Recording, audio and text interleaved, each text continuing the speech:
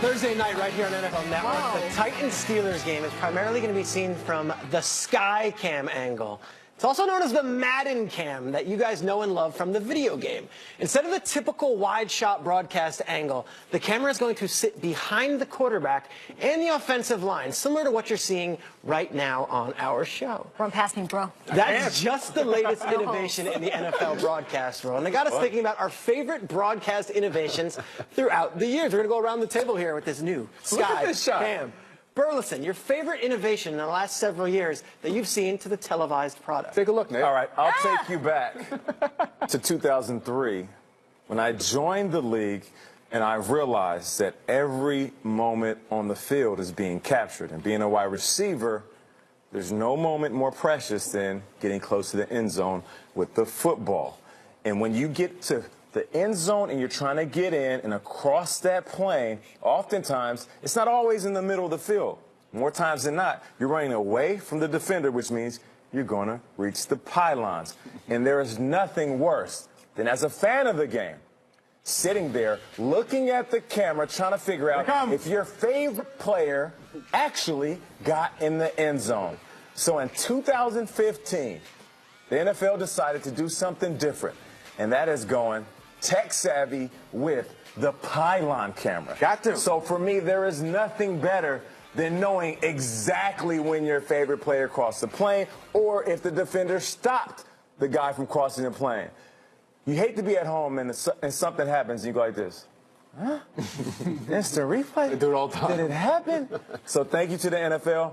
The pylon cam, just like in football we see all the time, was a game changer. Oh, man. Okay, what do you got? I think the best innovation in the NFL is being mic'd up. Ooh. Wireless sound. I feel like it gave us a look inside the locker room, on the field. Just I feel like I knew Steve Smith before I ever met Steve Smith because I saw his mic'd up so many times and his wired and his sound effects. And NFL Films actually celebrating this year their 50th anniversary of miking players up. I can tell you guys the Steelers were the first team to allow players to be mic'd up because nobody else said yes. The first coach was all the way back in mid-late 1960s. Philadelphia Eagles coach Joe Herrick, the only coach who was like, fine, I'll do this. We talked about it before the show, what it was like to be mic'd up or be around somebody that was mic'd up. Yeah. You're always a little bit sensitive, but really you get the raw emotion. And you hear the hits, too, which is something that's wild if you've never played the game. Yeah, and you hear the interaction between players. Sometimes it's friendly. Most of the times it's not.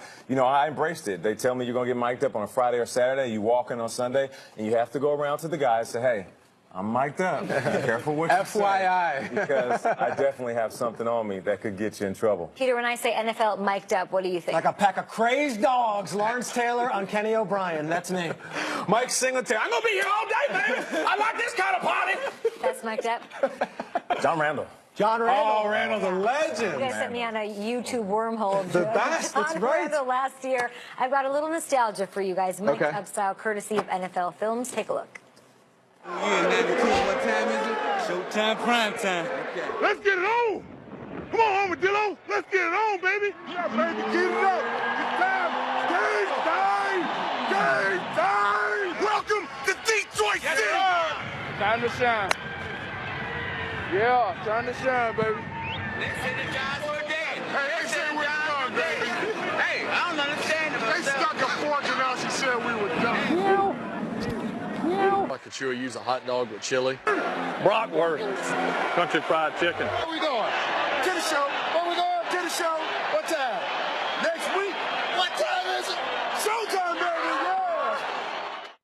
Yeah! A Nate Burleson that I saw. You know it. Lions Navy B. Yeah, a little. Talking about the D, mic'd up is the best. But there was one thing, an innovation that really changed the way we watched the game, and I'm talking about the yellow first down line. Right. It is the responsibility of me to announce, guys. According to SI, engineer Stan Honey was the godfather of the yellow first down line in 1998. This, to me, was the invention we didn't know we needed. Football was fine beforehand. You just look at the chain gang on the side, but it's kind of like cell phones, all right? If you go to to the mall when I was 14, I didn't think I needed a cell phone. I just call my mom and say, pick me up here, click. But now, can you imagine not living without a cell phone? That would be not living without the yellow line. And what I love about it, coaches have coaching trees. The yellow line kind of now has a bloodline. Then we got the red first down line. We got the makeable field goal distance line. There's a whole tree of them. And if you ever turn on the game and there wasn't a yellow line, you would freak. The yellow line is incredible. Look at that camera shot. I love it. Right.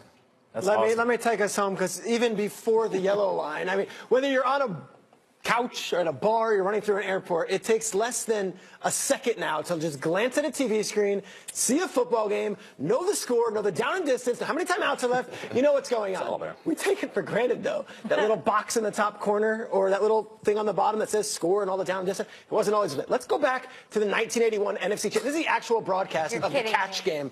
Joe Montana is coming of age. Everyone knows this game and this play. But if you're watching this broadcast, at no point do I know the score. What's the score? Do I know what's going on? It's just football with no context. Here he is. He's got hit to White Clark, and then Chris Berman. If I just came back from the grocery store, I have no If I'm idea. walking by in the airport, I'm like, all right, that's now Guys, 35 seconds. stop and Look at watch. us. We're fast forwarding it. This is all this time. At no point do we see the score. No score. There's no score. We don't know what the score is. There was never a score. So as the story goes, David Hill, who's a former president of Fox Sports, was watching still no score, was watching a soccer game on BBC, and he wanted to know the score of the game, and it's 20 minutes, and finally he said, why haven't I seen the score? He was growing frustrated. So he gets the rights to the Premier League, puts it on Sky Sports, and immediately puts up a score, and people went nuts. Incredible. People freaked. They said, you can't do this. 2 years later, Fox gets the NFL rights, and sure enough, what's he do? David Hill puts the score up there, calls it the Fox box, and life has never been the same watching games. Now we always have the score. That guy got death threats for putting the score.